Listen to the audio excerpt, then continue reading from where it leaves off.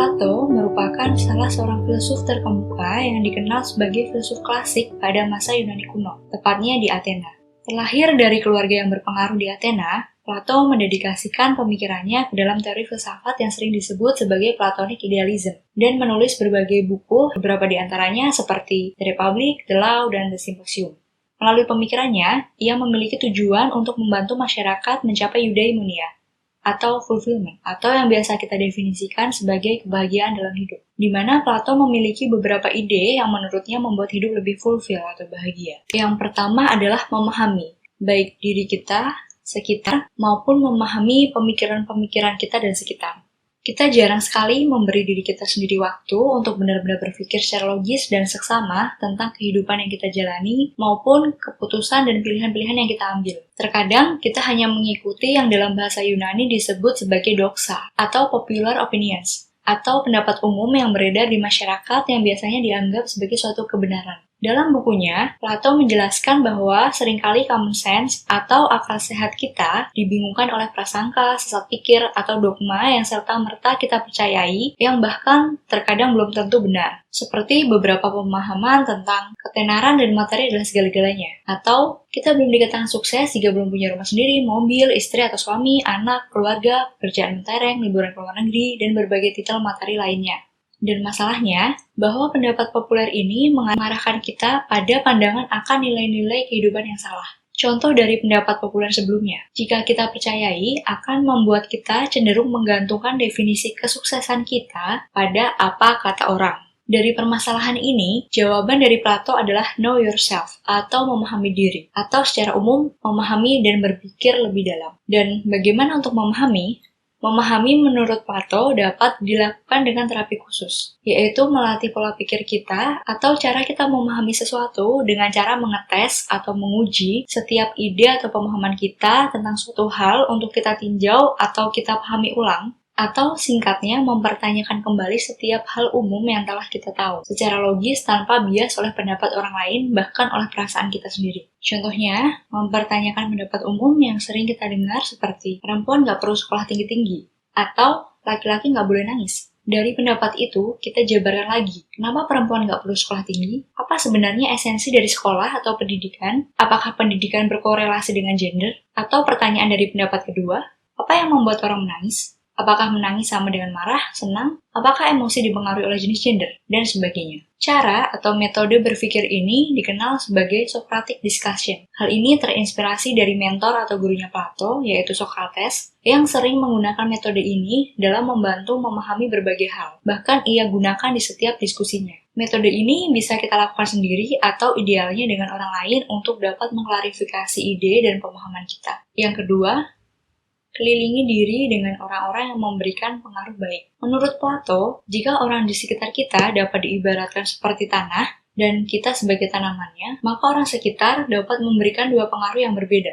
Di satu sisi, tanah yang baik dapat membantu kita tumbuh menjadi pribadi yang lebih baik, atau di sisi lain, tanah yang tidak baik dapat menghambat pertumbuhan, membiarkan kita layu dan mati. Lahir dari keluarga yang berpengaruh dan menghabiskan waktunya di arena publik membuat Plato sangat memahami pengaruh orang lain kepada dirinya. Lingkungan yang buruk bisa memberikan dampak negatif pada diri dan hidup kita. Di sisi lain, lingkungan yang baik dapat mengarahkan kita pada keberhasilan. Seringkali kita berada di situasi di mana kita merasa terjebak. Contohnya, di lingkungan pekerjaan yang kurang baik atau bahkan toksik, atau terjebak pada relationship atau hubungan yang membuat kita tertekan dan tidak menghargai kita. Jika kita tidak bisa memilih lingkungan sekitar atau orang atau teman secara hati-hati, mereka bisa mempengaruhi kehidupan kita ke arah yang negatif. Contohnya, atasan atau rekan kerja yang buruk bisa mengurangi rasa kepercayaan diri kita dan membuat kita meragukan kemampuan diri kita. Kemudian, pasangan atau teman yang buruk membuat kita sering merasa insecure, rendah diri, atau bahkan stres. Dan sebaliknya, atasan atau rekan kerja yang baik akan membuat kita meningkatkan skill kita setiap harinya dan membantu kita untuk bisa melihat peluang yang ada pada diri kita. Kemudian, pasangan atau teman yang baik bisa membuat kita merasa dibutuhkan, dihargai, atau dicintai. Tapi, bukannya kita nggak boleh pilih-pilih atau diskriminatif dalam berteman. Yang perlu kita tahu adalah bahwa dalam hidup ada hal-hal yang bisa kita kontrol atau kita kendalikan, dan ada hal-hal lain yang kita tidak bisa kendalikan. Seperti karakter orang lain dan kecenderungan orang lain dalam bertindak maupun bersikap adalah hal yang tidak bisa kita kendalikan, atau hal yang sulit untuk bisa kita rubah. Hal yang bisa kita kontrol dan yang menjadi tanggung jawab kita adalah menentukan lingkungan seperti apa dan memilih orang seperti apa yang akan kita investkan waktu kita. Yang ketiga, memberikan impact bisa dimulai dari hal kecil yang bisa kita lakukan. Plato dikenal sebagai filsuf dengan pemikiran utopisnya, terutama pemikiran akan ide atau dunia ide yang melampaui realita yang merupakan versi ideal dari realita kita.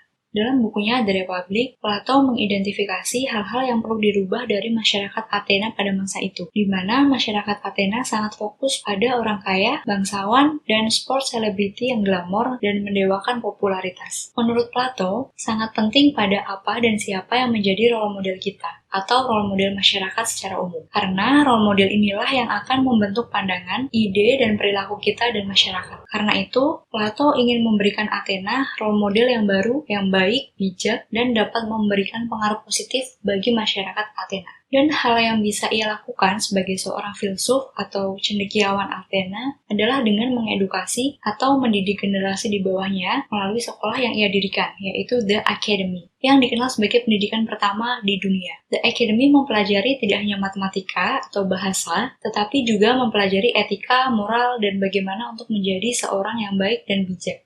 Last but not least, nomor 4, kebahagiaan kita adalah kita yang tentukan.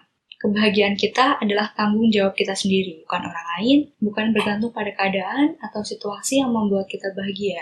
Tapi perspektif kita lah dalam melihat suatu hal yang membuat kita bahagia. Plato tidak percaya bahwa mengejar kesenangan atau kemewahan atau hedonisme adalah hal yang paling penting dalam hidup. Dia lebih tertarik untuk mempelajari tentang esensi atau makna dari kehidupan. Ia menekankan pentingnya kebijaksanaan, moderasi, dan menjalani kehidupan yang bahagia, di mana kebahagiaan kita tidak bergantung pada orang lain, melainkan pada diri kita sendiri. Jika kita membuat hidup kita bergantung pada orang lain, atau pada suatu hal tertentu untuk merasa bahagia, seperti aku akan bahagia ketika menikah dengan A, atau aku akan bahagia kalau kaya dan terkenal, maka kita akan menyiksa diri kita sendiri dalam kegelisahan, di mana kita akan selalu merasa takut kehilangan orang tersebut, atau gelisah jika kita tidak bisa mendapatkan kesuksesan materi yang kita harapkan tersebut. Namun, jika sebaliknya, jika kita membangun kebahagiaan kita setiap hari ke dalam setiap hal atau kegiatan yang kita lakukan, kita tidak akan terlalu mengalami pasang surut yang ekstrim. Kita akan menjalani hidup dengan lebih damai dan bahagia. Untuk menerapkan tips ini dalam kehidupan sehari-hari,